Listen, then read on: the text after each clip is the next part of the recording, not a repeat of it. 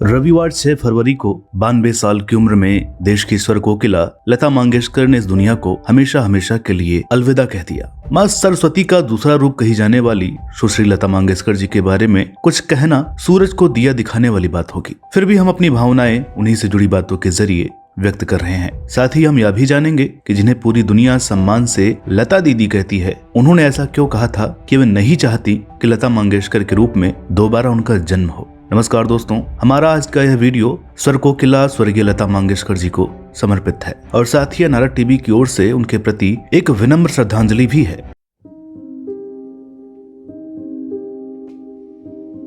लता जी ने एक इंटरव्यू के दौरान एक किस्सा शेयर किया था और बताया था बचपन में उन्हें उनकी शरारतों की वजह से सबक मिला था, जिसे उन्होंने ताउम्र याद रखा। दोस्तों, दरअसल जब लता जी काफी छोटी थीं, तब वे बहुत शरारती और जिद्दी भी हुआ करती थीं। वे अक्सर अपने माता पिता से फरमाइशें किया करती और अगर उनकी कोई फरमाइश अधूरी रह जाती तो वे गुस्सा हो जाती और कई बार तो ऐसा भी होता कि वे नाराज होकर अपना सामान एक गठरी में बांधकर घर के बाहर निकल जाती। उनके घर वाले उन्हें आवाज देते रहते, लेकिन वे पीछे मुड़कर भी नहीं देखती। तब कोई भागकर लता जी को गोद में उठाकर वापस ले आता और उनको मनाने के लिए उनकी इच्छा भी पूरी की जाती। जब ऐसा कई बार हो गया तब उनके पिता ने उनकी जिद खत्म करने के लिए एक उपाय सोचा। एक दिन जब नन्ही लता फिर गुस्सा होकर घर छोड़कर जा रही थी तो इस बार किसी ने नहीं पुकारा। जब चलते चलते कुछ दूर निकल गईं और यह महसूस हुआ कि कोई उन्हें मनाने नहीं आ रहा है तो उनकी चाल धीमे पड़ने लगी। उन्हें डर सा लगने लगा और कुछ देर तक एक जगह पर रुकी रही, लेकिन तब भी कोई नहीं आया तो वे जोर जोर से रोने लगी। उनके पिता से रहा नहीं गया, वे भागते हुए आए और लता को गोद में उठा लिया। उस दिन के बाद से लता जी ने फिर कभी ऐसी कोई जिद नहीं की। दोस्तों, लता जी ने शादी नहीं की थी। वे अपनी जिम्मेदारियों से तो संतुष्ट थीं, लेकिन अपने जीवन से संतुष्ट नहीं थीं। शायद तभी जब एक बार इंटरव्यू के दौरान उनसे पूछा गया कि वे अगले जन्म में क्या बनना चाहेंगी, तो उन्होंने कहा, अगला जन्म ना हो तो अच्छा है। अगर मुझे अगला जन्म मिला तो मैं कभी भी लता मंगेशकर नहीं बनना चाहूंगी, क्योंकि लता मंगेशकर होने की परेशानी सिर्फ मैं ही जानती हूँ। ना ही जन्म मिले तो अच्छा है, और अगर वाकई जन्म मिला मुझे तो मैं लता मंगेशकर बनना नहीं चाहूँगी। क्यों? नहीं, ये लता मंगेशकर की जो तकलीफें हैं वो उसको ही पता है।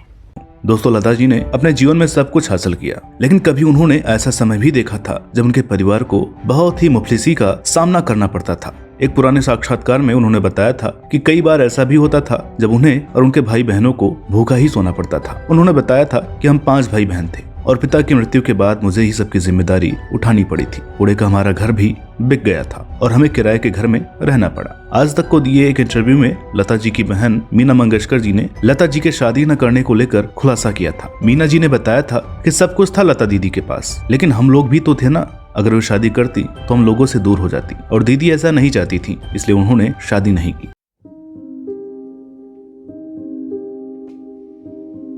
दोस्तों, आपको यह जानकर ताज्जुब होगा कि लता जी स्कूल जाकर एक क्लास भी नहीं पढ़ सकी थी। बावजूद इसके विश्व के 6 विश्वविद्यालयों से उन्हें डॉक्टरेट की मानद उपाधि दी गई है। हालांकि अन्य बच्चों की तरह लता जी भी पढ़ने के लिए स्कूल तो गई थी, लेकिन एक घटना के बाद उन्होंने फिर स्कूल जाना ही छोड़ दिया था। बताया जाता है कि वे अपनी छोटी बहन आशा जी को भी कभी कभी अपने साथ स्कूल ले जाया करती थी, जिसके लिए उनके टीचर ने भी उन्हें मना किया और घर वालों ने भी। जब उन्हें अपनी बहन के साथ स्कूल नहीं जाने दिया गया तो उन्होंने अगले दिन स्कूल जाना ही छोड़ दिया। दोस्तों, लता मंगेशकर कभी स्कूल क्यों नहीं गयी, इसकी एक कहानी यह भी बताई जाती है कि स्कूल के पहले ही दिन लता अपनी क्लास के बच्चों को गायन सिखाने लगी और जब शिक्षक ने उन्हें ऐसा करने से रोका तो उन्होंने स्कूल ही छोड़ दिया। खैर, कहानियां जो भी हों, लेकिन जो सबसे बड़ी सच्चाई है वो यही है कि जब लता जी 13 साल की थीं, तभी उनके पिताजी का देहांत हो गया और उनके परिवार की सारी जिम्मेदारी उनके नाजुक कंधों पर आ गई। चूंकि लता जी परिवार में सबसे बड़ी बेटी थी, इसलिए उन्होंने स्कूल पढ़ाई से कहीं ज्यादा अपने परिवार की देखरेख में अपना जीवन समर्पित कर दिया। दोस्तों, लता जी के स्कूल न जाने का कारण चाहे जो भी रहा हो, और भले ही वे स्कूल की पढ़ाई नहीं कर सकी थी, बावजूद इसके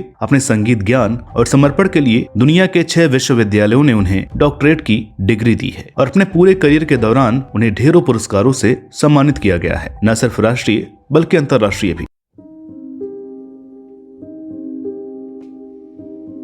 मुंबई में शुरुआती संघर्ष के दौरान लता जी को लोकल ट्रेन से सफर करना पड़ता था और ट्रेन में ही उनकी मुलाकात दिलीप कुमार से भी हुई थी। एक इंटरव्यू में लता जी ने बताया था कि संगीतकार अनिल विश्वास भी हमारे साथ लोकल ट्रेन में जाया करते थे। उन्होंने मुझे दिलीप कुमार से मिलवाया और कहा कि ये लड़की बहुत अच्छा गाती है। दिलीप साहब ने पूछा कौन है वो, तो अनिल विश्वास ने बताया कि मराठी लड़की है। दिलीप कुमार सब कुछ सुनते रहे और अचानक बोले, वो मराठी है तो अच्छी उर्दू कैसे बोलेगी। दिलीप कुमार ने मजाक मजाक में कहा कि महाराष्ट्रियन तो दाल चावल की तरह उर्दू बोलते हैं। दिलीप की इस बात से लता जी सोच में पड़ गई और उन्होंने घर आकर उर्दू पढ़ने का फैसला किया और उर्दू भाषा सीखनी शुरू की। इंडिया टुडे के एक पुराने संस्करण में छपी एक स्टोरी में लता जी ने कहा था कि मुझे मेकअप करने से नफरत थी, मुझे रोशनी से चकाचौंध में खड़े होने में दिक्कत थी, लेकिन मेरे पास चॉइस नहीं थी। दोस्तों, वर्ष 1942 में जब उनके पिता दीनानाथ मंगेशकर की मृत्यु हुई तो इसके मात्र 8 दिन बाद ही लता मंगेशकर को एक मराठी फिल्म में काम करने जाना पड़ा था। 13 साल की लता को इस फिल्म में नायिका की बहन का किरदार मिला था। साथ ही इस फिल्म में उन्हें गाना भी गाना था। लता जी ने इसके अलावा भी कुछ फिल्मों में छोटी छोटी भूमिकाएं की। हालांकि उन्होंने एक्टिंग करियर पर ध्यान न देकर सिंगिंग के लिए ही ज्यादा प्रयास किया, जो उनका सबसे सही फैसला साबित हुआ। हालांकि धीरे धीरे उन्हें गाने भी मिलने लगे, लेकिन बतौर सिंगर काम पाने के लिए उन्हें बहुत से पापड़ बेलने पड़े। लता जी के एक पारिवारिक मित्र सदाशिवराव नेवरेकर ने उन्हें किट्टी नामक मराठी फिल्म में पार्श्व गायन का पहला मौका दिया, लेकिन वह फिल्म में रखा नहीं गया। लता जी ने उन दिनों को याद करते हुए कहा था कि मेरा पहला पार्श्व गीत वीडियो एडिटर की मेज पर काट दिया गया। इंडिया टुडे को दिए एक इंटरव्यू में लता जी ने अपने संघर्षों को याद करते हुए आगे बताया कि मराठी फिल्म में उनका काम मास्टर विनायक को पसंद आया और उन्हें 60 रुपए के मासिक पगार पर रख लिया गया, जो बाद में बढ़कर 350 रुपए तक हो गया। वर्ष 1947 तक लता जी को बतौर पार्श्व गायिका काम मिलने लगा। इसी साल फिल्म मजबूर के लिए उन्होंने एक गाना गाया था, जिसके पीछे एक बड़ा दिलचस्प किस्सा है। दरअसल एक बार लता जी को उस वक्त के मशहूर संगीतकार गुलाम हैदर फिल्मिस्तान के यस मुखर्जी के पास लेकर पहुंचे, जो उस दौर के सबसे बड़े फिल्म मेकर्स में गिने जाते थे। उन्होंने लता जी की आवाज को पतली कहकर रिजेक्ट कर दिया। तब गुलाम हैदर ने मुखर्जी से कहा कि मेरी बात याद रखना, यह बच्ची जल्द ही नूरजहां समेत सभी को पीछे छोड़ देगी। खैर, उसी दिन गुलाम हैदर लता जी को साथ लेकर बॉम्बे टॉकीज के लिए निकल पड़े, लेकिन उसी दौरान गोरेगांव स्टेशन पर मूसलाधार बारिश होने लगी। समय गुजारने के लिए हैदर ने लता को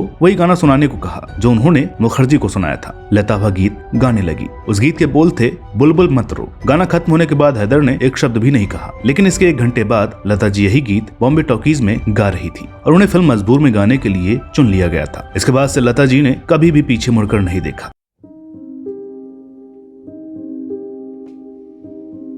फिल्म आनंद तो आपको याद ही होगी, लेकिन शायद ही किसी को पता होगा कि ऋषिकेश मुखर्जी इस फिल्म के गानों को सलिल चौधरी से पहले लता मंगेशकर से संगीतबद्ध कराना चाहते थे। जी हाँ दोस्तों, उन दिनों किसी को ये पता नहीं था, लेकिन ऋषिदा को इस बात की खबर पता नहीं कहां से लग गई कि लता जी मराठी फिल्मों के लिए संगीत दे रही हैं, और वह भी आनंद घन के नाम से, ताकि कोई जान न सके। हालांकि लता जी ने इस फिल्म में संगीत देने से मना किया था, लेकिन इसके गाने गाए। दोस्तों, लता जी के संगीतकार बनने का किस्सा भी बेहद दिलचस्प है, जो उनके सपोर्टिव नेचर को भी बताता है। दरअसल हुआ ये कि भालजी पेंढारकर, जो कि मराठी फिल्मों के बड़े निर्माता निर्देशक थे, लता जी के पिता दीनानाथ जी के नजदीकी मित्र थे। वे एक बार शिवाजी महाराज की ऐतिहासिक कथा पर मोहित्यांची मंजुला नाम की फिल्म बना रहे थे, लेकिन जब संगीत देने की बारी आई तो उनके पसंद का कोई भी संगीत निर्देशक उस दौरान खाली नहीं था। इधर भालजी पेंढारकर के पास इतना वक्त नहीं था कि वे अपनी इस फिल्म के निर्माण को कुछ दिनों के लिए रोककर इंतजार कर सके। ऐसे में लता जी ने सुझाव दिया कि वे संगीत बनाने में उनका सहयोग कर सकती हैं। भालजी को लगा कि अगर फिल्म नहीं चली तो नाहक की लता का नाम खराब हो जाएगा, क्योंकि लता जी का तब तक काफी नाम हो चुका था। उन्होंने मना कर दिया। तब लता जी ने एक और सुझाव दिया कि वे किसी और नाम से संगीत देंगी। बात भालजी को भी जम गई। उसके बाद मराठी के चर्चित संत रामदास जी की कविता से आनंद घन नाम खोजा गया और लता जी ने इस नाम के साथ बतौर संगीतकार काम किया। लता जी के क्रिकेट प्रेम से तो सभी वाकिफ हैं। अक्सर वे टीम इंडिया के लिए कुछ न कुछ लिखा करती थी और खिलाड़ियों का हौसला भी बढ़ाया करती थी। दोस्तों, लता जी 1983 वर्ल्ड कप का फाइनल देखने लॉर्ड्स भी गई थी और वर्ल्ड कप फाइनल होने से पहले उन्होंने रात को भारतीय टीम को खाने पर भी आमंत्रित किया था। जब भारत चैंपियन बना उसके बाद भी उन्होंने भारतीय टीम को फिर से खाने पर बुलाया। एक इंटरव्यू में लता जी ने बताया था कि वर्ल्ड कप 1983 के फाइनल से पहले खिलाड़ी तनाव में थे। टीम के साथ मेरी मुलाकात हुई थी और मैंने टीम को कहा था कि यह मैच हम जीत रहे हैं। उस मैच में हमारे सभी खिलाड़ियों ने जी जान लगा दी और भारत ने पहली बार वर्ल्ड कप जीता था। दोस्तों, लता जी की असली भूमिका तो इसके बाद शुरू होती है, क्योंकि जब पहली बार क्रिकेट का विश्व कप जीत कर आई भारतीय टीम के सदस्यों को सम्मान दिए जाने की बात आई तो इसके लिए भी लता जी ही आगे आई। दरअसल तब भारतीय क्रिकेट कंट्रोल बोर्ड यानी BCCI उतना अमीर नहीं था जितना कि अब है। इसके लिए BCCI ने राज सिंह डूंगरपुर के जरिए लता जी से संपर्क किया। लता जी एक बार में ही उनकी मदद के लिए तैयार हो गयी, क्योंकि वो उनकी मेहनत को अपनी आंखों से देख कर आई थी, इसलिए उनका हौसला तो बढ़ाना ही था। लता जी ने एक बार BBC को दिए इंटरव्यू में बताया था कि उन्होंने उसी साल 17 अगस्त को दिल्ली में एक म्यूजिक शो किया और 20 लाख रुपए का फंड जुटाकर BCCI को दिया। यह कॉन्सर्ट लगभग 4 घंटे चला था और इस फंड की मदद से भारतीय टीम के सभी खिलाड़ियों को 1-1 लाख रुपए भी दिए गए थे। लता मंगेशकर अपने पिता पंडित दीनानाथ मंगेशकर जी से बेहद प्यार करती थी। उनका मानना था कि उनके पिता के निधन के बाद भी वे उनके साथ रहते थे और अपना आशीर्वाद देते थे। दोस्तों, लता जी ने अपने आखिरी समय में भी अपने पिता को बहुत याद किया। इस बात की जानकारी voice over artist Harish Bhimani ने अपने एक इंटरव्यू में दिया। उन्होंने बताया कि अपने आखिरी समय में लता जी वेंटिलेटर पर भी अपने पिता के गाने सुन रही थी। इसके लिए उन्हें अपने पिता की रिकॉर्डिंग और एक ईयरफोन अस्पताल में मंगवाया था। वह अपने पिता के गानों को सुन सुनकर साथ साथ उससे गाने की कोशिश भी कर रही थी, क्योंकि तब वह ठीक महसूस कर रही थी और अपने पिता के गानों में पूरी तरह डूब गई थी। हरीश भिमानी ने अभी बताया कि वे गाने के लिए बार बार मास्क हटा रही थी और डॉक्टर उन्हें बार बार आराम करने की सलाह दे रहे थे, लेकिन ऐसा लग रहा था कि अपने पिता से बात कर रही हैं। इसके बाद ही वह अचानक चुप हो गई और फिर उन्होंने कुछ नहीं कहा। दोस्तों, एक एक करके सभी फरिश्ता स्वरूप महान गायक पहले ही स्वर्ग से धार चुके हैं और हमारा मन भी यही कहता है कि शायद स्वर्ग के उन फरिश्तों को भी स्वर्ग की देवी लता जी की कमी खलती रही होगी, जो वहाँ जाने से अब पूरी हो गई। नारद टीवी अपनी टीम की ओर से लता जी की आत्मा की शांति के लिए ईश्वर से कामना करता है और प्रार्थना करता है कि श्री हरि उन्हें अपने चरणों में उच्च स्थान दें। दोस्तों, हमें उम्मीद है कि आपको हमारा आज का वीडियो पसंद आया होगा। जल्द ही मिलते हैं अगले वीडियो में, तब तक के लिए नमस्कार।